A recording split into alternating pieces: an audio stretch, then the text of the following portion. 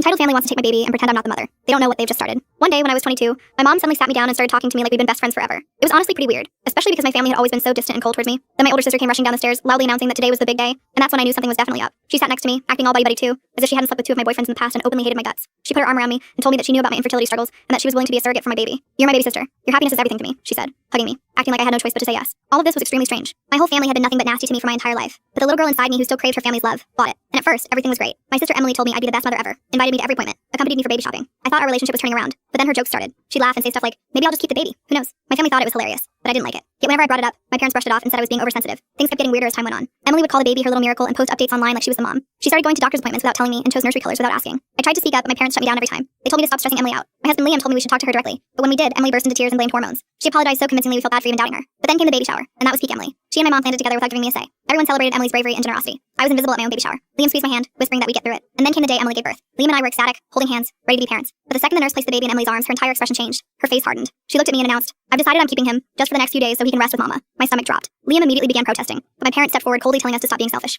Liam and I fought them on it, but the hospital told us they weren't responsible for family matters. Days later, when Emily and my parents had gone home, they invited me and Liam over to talk. There, they laid everything out. They weren't just taking the baby for a few days, they were taking him indefinitely. Turns out they had prepared for months. They bragged openly about how they'd collected evidence of my supposed instability. Emily proudly showed me fabricated texts she'd created, making it look like I had harassed and threatened her during pregnancy. My parents waved around signed statements they'd written themselves, claiming I'd been emotionally abusive and dangerous for years. Emily even had a detailed fake diary she had kept, logging imaginary fights where I screamed and terrorized her. They told us they'd already shown everything to family and friends, painting me as the villain. Liam was furious, yelling at them to stop lying, but they just laughed at us. My mother smirked, saying no court would ever side with someone as unstable as me. After that night, something shifted inside me. Liam held me while I cried, but we decided enough was enough. We found the best family attorney we could afford. But instead of confronting my family again, we went silent. We quietly gathered our own evidence. Real evidence. The day we presented our case in court, Emily and my parents looked shocked we even showed up. But as my attorney laid out our evidence, Emily's confidence melted. My parents began to shift nervously, and under questioning, Emily broke down. The threat of lying under oath was too much for her, as she admitted to making it all up. My parents actually freaked out at her for it, calling her a coward in front of the whole court. Upon seeing this, the judge gave my son to me and Liam basically on the spot, and Emily and my parents were told that because of what they just did, a criminal investigation is starting on them. Full story linked below.